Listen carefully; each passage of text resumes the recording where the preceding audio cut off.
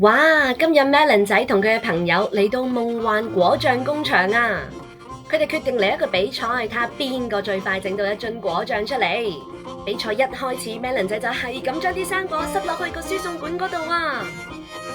最初 Melon 仔一直領先，但係當佢不停咁擺生果嘅時候，佢冇留意到原來有啲生果喺輸送管度塞住咗啊！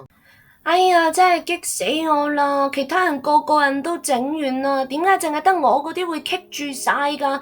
今次我一定輸梗啦！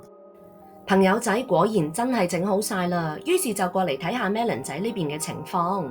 Melon 仔好唔開心，佢覺得成件事錯晒啊！咦，等等先，嗰個係咩嚟㗎？Melon 仔發現咗一啲嘢啊，於是佢哋就立刻過去睇。原來係一個好特別嘅掣啊！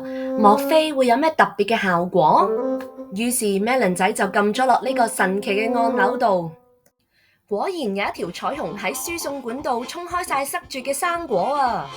就係因為咁 ，Melon 仔就有一樽咁特別嘅七色果醬啊！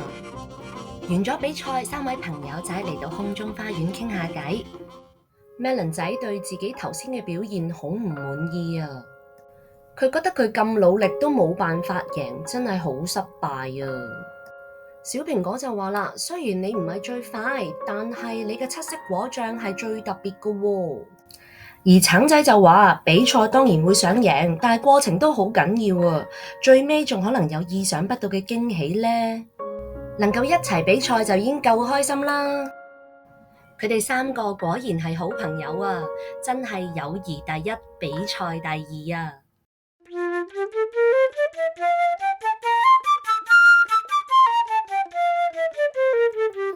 小朋友啊，Melon 仔喺比賽之中輸咗比賽，做咗包尾，但係最尾又俾佢揾到一個神秘嘅掣，可以製作到七色果醬喎，係咪好驚喜呢？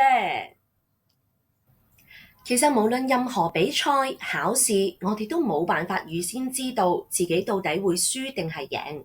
但係同樣地，每一次落力嘅表現，都有機會為自己帶嚟驚喜。而正正係因為咁，我哋更加應該享受比賽嘅過程，亦都會為贏咗嘅朋友仔而開心。因為贏咗我哋嘅人，往往就係令到我哋更加成功嘅人。只要大家都識得欣賞別人嘅成功，咁下次到你贏嘅時候，就會有人為你鼓掌㗎喇。不如嚟緊又去返系統嗰度揾返今日嘅工作紙，話俾 Miss Jenny 知道你一次輸咗嘅經驗之中學咗啲咩啊！我哋下次再見啦，拜拜。